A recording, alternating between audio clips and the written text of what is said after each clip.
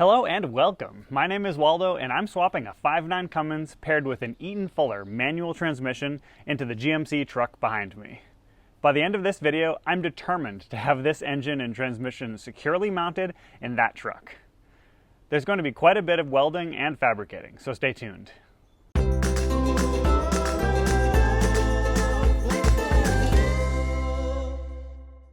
In the last video, I managed to get the engine and transmission almost into place, but I found that I needed more clearance in two places.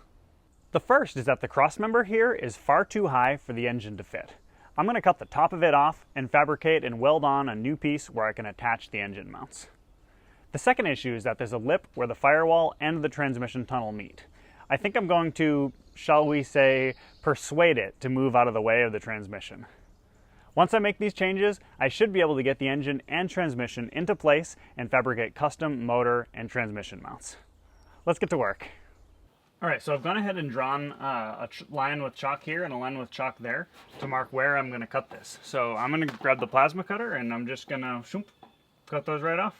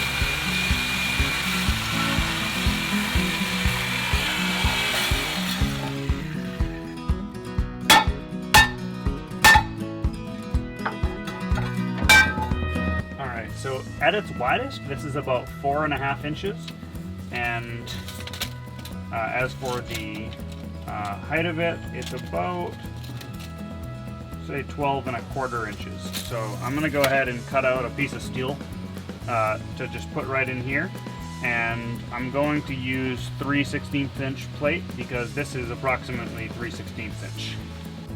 So I found a piece of sheet metal here that I'm going to use as a guide so that I can easily drag the torch along here and cut a pretty close to perfectly straight line.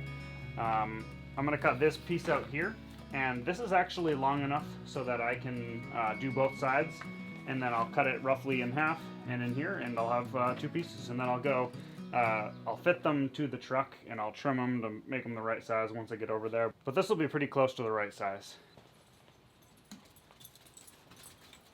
Hi, puppy. Hello. Hi.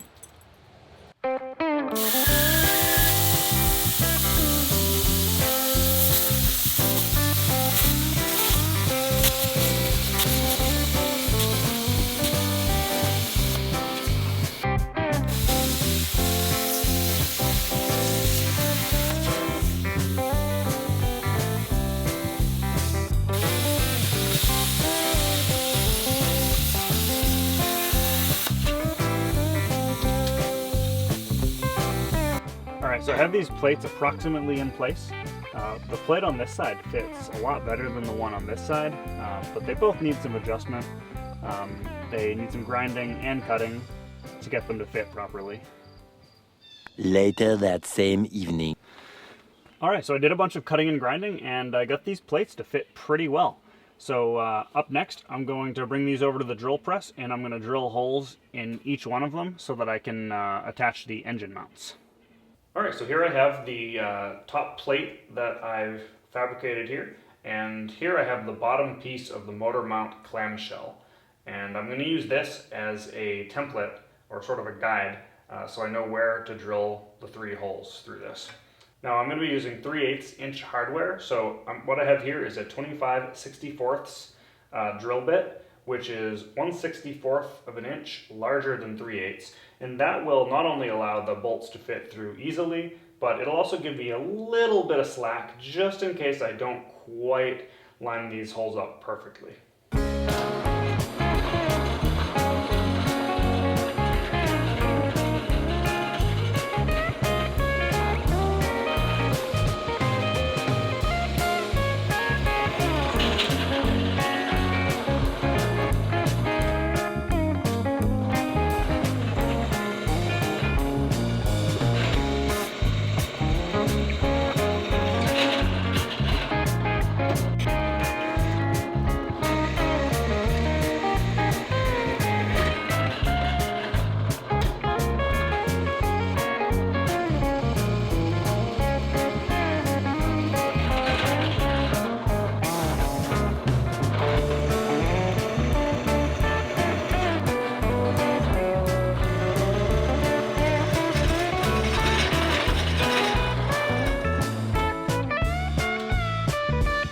Alright, so here are the plates with the holes drilled in them, and so what I'm going to do next is I'm actually going to weld nuts in the bottom of them. That way when I insert the bolts they have something to grab onto. The crossmember as it was didn't actually have nuts welded onto the crossmember itself. They were nuts that were free, they were not captured by anything, and it was actually a total pain to get the engine mounts off because I had little slots in the back of the crossmember that I had to get a wrench in, just so that I could access the nuts. But the only way I could access the top of the engine mount bolts was from the front of the engine. So it was really, really awkward. I think this is going to make my life a lot easier doing it this way. Wow, I feel really dumb because I totally forgot to hook up gas. No wonder the weld looks like crap. Alright, so I ground that weld down, I turned the gas on, so let's try this again.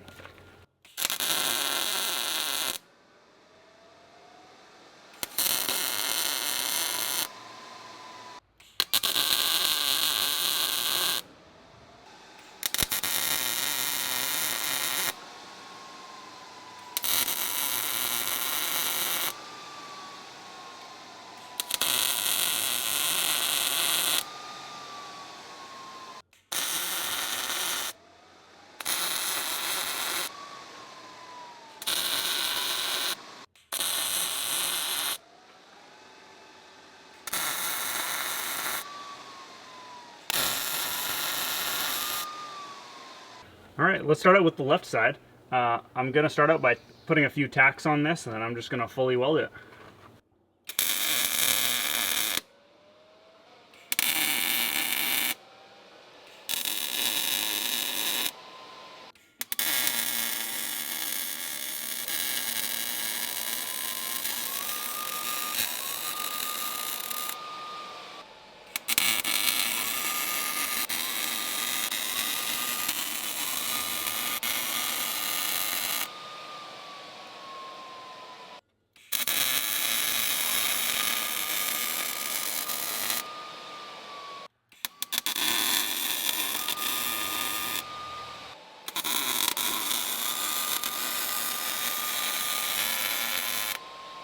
Alright, same thing with the right side. I'm going to tack it in and then fully weld it.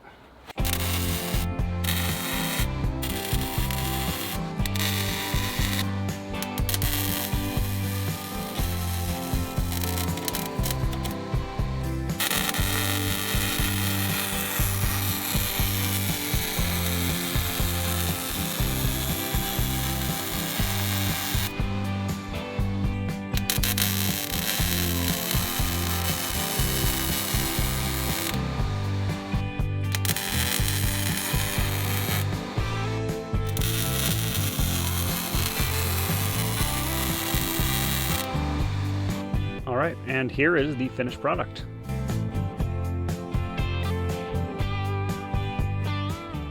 I'm going to weld those top bits in later, but I'm not really worried about that for now.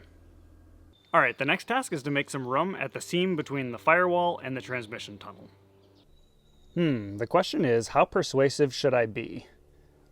I'm thinking moderately persuasive.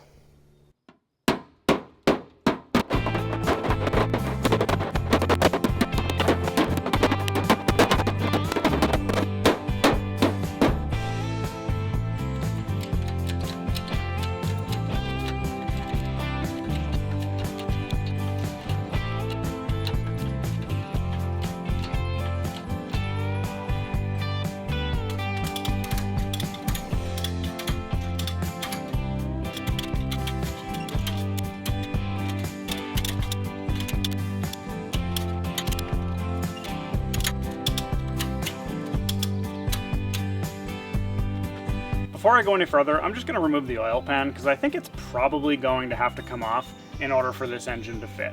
If I try it and it doesn't fit, then I have to back the truck back off just so that I can get the oil pan off. And I don't really want to have to make extra work for myself, so I'm just going to pull it off now.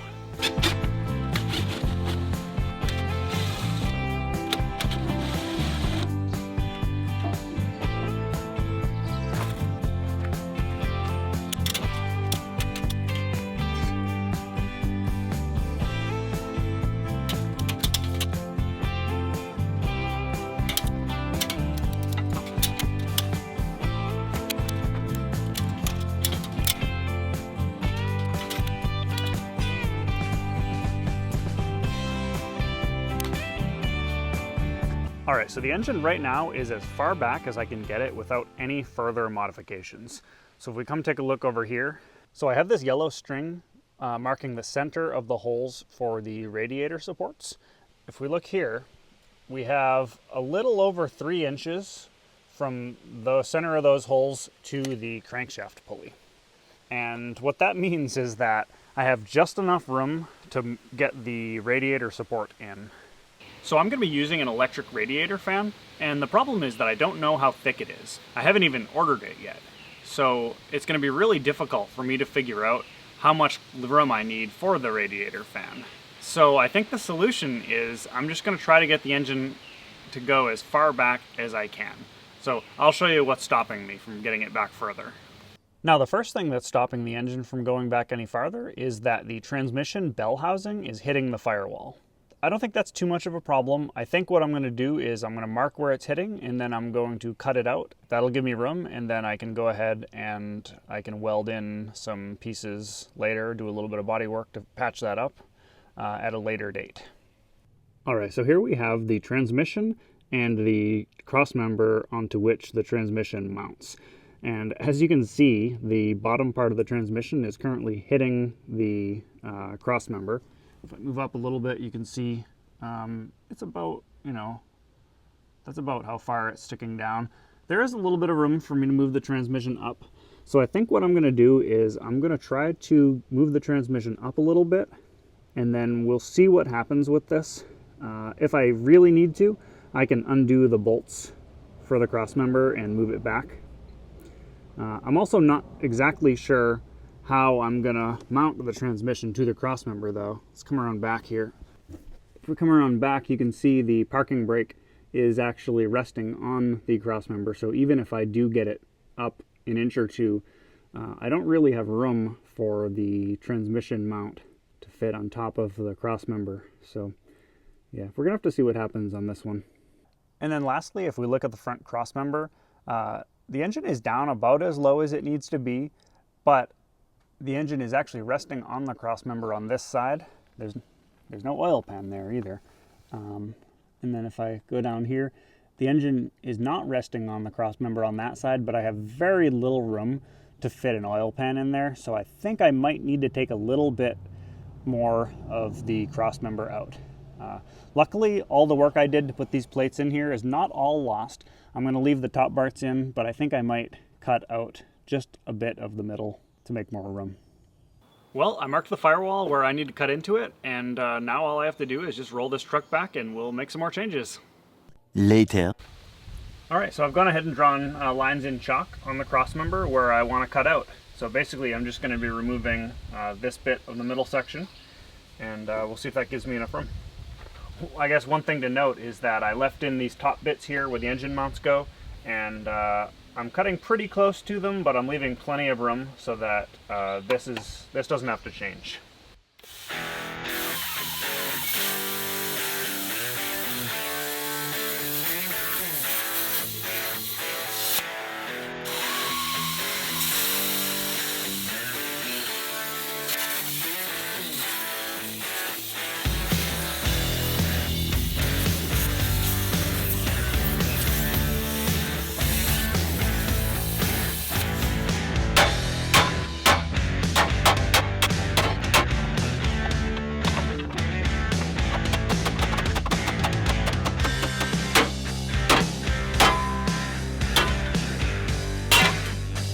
Alright, so here's the finished result. I'm going to go ahead and grind this down, fabricable up some plates to fit in here, and then we'll weld them in. Alright, so I got some of these plates fabricated, so I'm ready to start welding these in one at a time.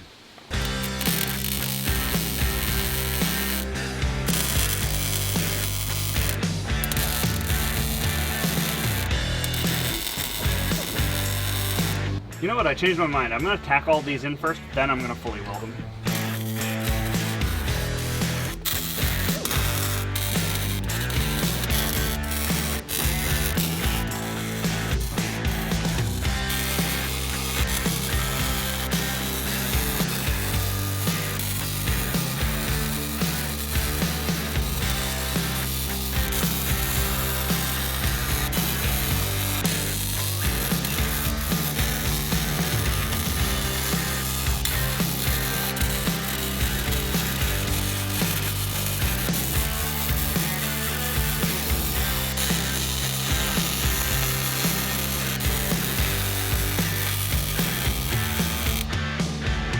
And here it is, all welded up. Alright, and so up next I have to modify the firewall. I made some marks here, and this line here makes sense if you consider on this plane. This line here is for this plane, so if I were to just cut in here and here, there would be enough room for the flywheel housing with the engine in that position. I do think the engine is actually going to have to go this way a little bit, and it might also go up. So I'm going to cut it quite a bit bigger than that. I mean, I'm just going to eyeball it and approximate, and we'll see what happens. But yeah, so I'm just going to cut in here, cut this bit out, and then later on I can patch it up when I'm doing the rest of the body work.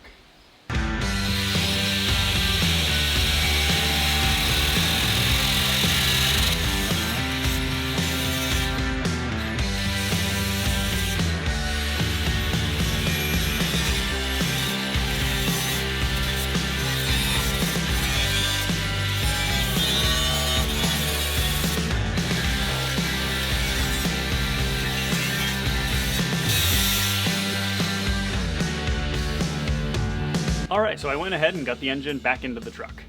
I also installed the new AC compressor just to make sure I have enough clearance, and that looks good. By cutting the firewall, I did manage to get a little bit more clearance, but it still just isn't enough. Here, let me show you. As you can see, that protruding bit of the flywheel housing is flush up against the firewall. So I won't be able to move the engine back any further without making some significant modifications. Alright, so I've done a little bit of research, and I figured out that the electric fan that I was thinking about installing is actually about 4.5 inches thick. Now, the Dodge fan that's built in really only sticks out by about 3.5 inches. So this is the thinner method. I think this actually takes up less space. So I think I'm going to try to use this, this fan. Not only is this thinner and takes up less space, but also it will provide more airflow. One of the things that people complain about with the electric fans is that they often don't provide enough airflow to provide sufficient cooling. So if you're doing heavy towing, your engine might overheat, and I'd really rather not have that happen. So the distance of these fan blades from this string appears to be about 1/2 inch. Let's go take a look at the radiator support, and we'll try to figure out exactly how much space we need. Alright, so this is the back of the radiator support. I've gone ahead and installed the grill on the front of it just so that we can see how much room we have. Alright, so let's keep in mind that I have to fit a radiator, an intercooler, and an AC condenser in here. I guess it's worth noting that the GMC did not have an intercooler on the 6.5 diesel. Alright, so in making measurements, let's use this point right here as a reference point. To the front of the grill, I have about 3.5 inches of space. Now, that might actually be enough room, barely, for the AC condenser and the intercooler. That assumes if I give maybe a 1/4 inch of space in between the two, and if the AC condenser is basically touching the grill. So realistically, I'm gonna need a little bit more space than that. Now, if I measure from this reference point to where the string is centered on the radiator support hole, and that is where my middle finger is here, and that is about 1.5 inches. Now, 1.5 inches is not enough room for the radiator. The radiator itself is about, I think the core is about 2.25 inches thick. So I obviously need more room here. Oh, maybe I should mention also that I'm planning on using the Dodge radiator and the Dodge intercooler because they fit pretty well together. So the radiator intercooler mounting is going to be a custom job, and in fact, I think I am going to have to cut out large amounts of this radiator support just to make it work. All right, so I've done some calculations, and I figure I need to move the engine back another 2 inches. So let's pull this truck back, and I'm going to figure out how I can gain 2 inches. Well, I hate to do this, but I don't have much choice. The fact of the matter is this flywheel housing is just too big to fit. So I think I'm going to take this reciprocating saw, and I'm going to try to cut off this top piece that sticks out. We're going to see how this goes. So this is a 14 TPI metal cutting blade. This one is a little bit on the dull side. I do have some sharper ones, which I might switch to if this doesn't work well. But this is aluminum, I should mention. So because aluminum is a soft metal, it can tend to get stuck in smaller teeth. In order to try to prevent these teeth from getting gummed up by the aluminum, I'm actually going to use some mustache wax on the teeth. And the idea is that hopefully the aluminum won't stick to it. And yes, I did used to have a mustache.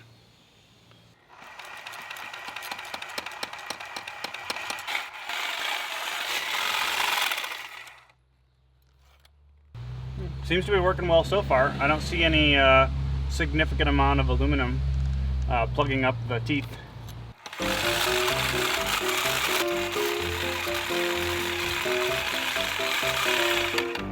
Oh man, yeah, this is going pretty slowly. Maybe I should get a sharper blade. All right, brand new blade. Let's see how it does.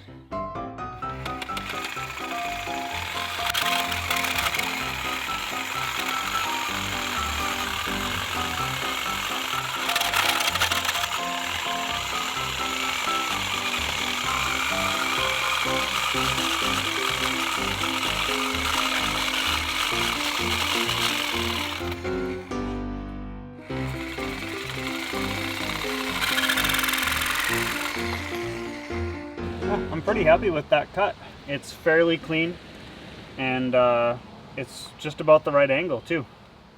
All right, and for the bottom one, I'm gonna leave this bolt hole, and all I'm gonna do is I'm gonna try to take 2 inches of it off, and I'm gonna do it with a die grinder.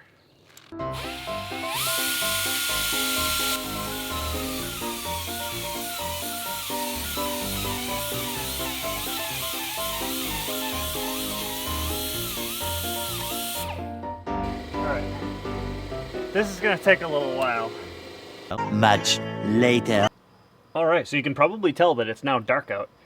So I finished grinding this down with the die grinder. Doesn't look too pretty, but I think it'll work.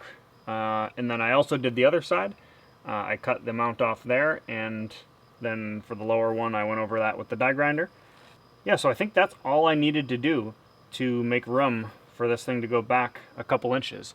Although I may need to disconnect the transmission crossmember and move that back a little bit, but we'll see. I can do that tomorrow.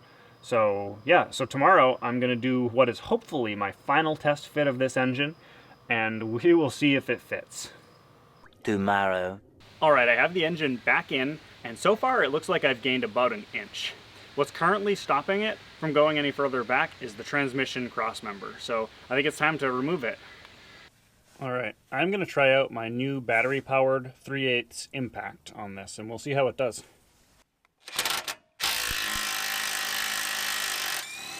Oh my goodness. That was really easy.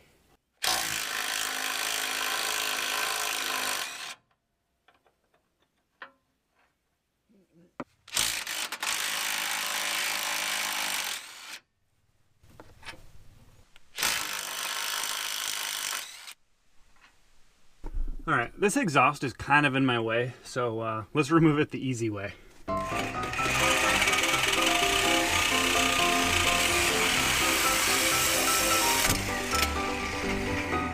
Well, that bent my blade.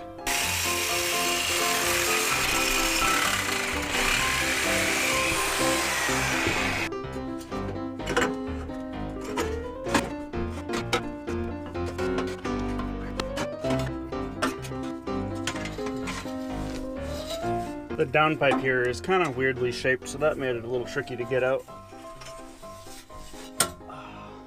Anyway, now that this cross member is unbolted, it'll move freely. And with that, it looks like I gained my 2 inches and then some. By my measurement, it looks like I gained 2 1/8. You can leave your jokes down in the comment section. Up next, I'm going to put the radiator support in place with the radiator shroud so I can see if the fan is positioned correctly, although it does appear to be pretty close. Then, I'll finalize the position of the engine by fabricating motor mount brackets. The transmission mount is going to be tricky because this transmission doesn't have a mount point for a cross-member type mount. Lastly, I'll cut a hole at the top of the transmission tunnel so I can install the shift lever and see how it fits into the cab. Because this video is so long already, you can look forward to seeing these in the next video, which will be a part 3 video of the test fit process. If you'd like to support the channel in a way that doesn't cost you a thing, I recently became an Amazon affiliate and I've put an affiliate link below. If you purchase anything on Amazon within 24 hours of clicking this link, I get a small but meaningful commission, and it doesn't cost you anything extra. That would really help to ensure that I can continue creating this type of content, and it would earn my eternal gratitude. Thank you so much for watching.